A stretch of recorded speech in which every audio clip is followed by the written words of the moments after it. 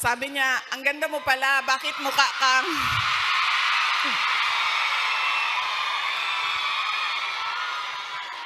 Bakit mukha kang Shrek sa mga picture mo sa internet? Tapos sabi ko sa kanya, sabi ko, ma'am, basta Pilipina, maganda talaga yan. Tayong lahat yon. Now, hindi ko lang alam sa mga Pilipino, sa mga lalaki natin, pero sigurado ako sa mga Pilipina ay maganda. Dahil, ano ang ating proof o evidence sa buong mundo na maganda talaga ang Pilipina? Ilan ang Miss Universe natin?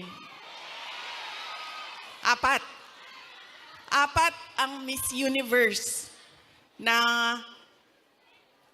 winners ng Pilipinas. Kaya, ibig sabihin, global ang beauty ng Pilipina. Kaya, bago ang lahat, sabihin niyo sa lahat ng kaaway ninyo, Pilipina ako, maganda ako.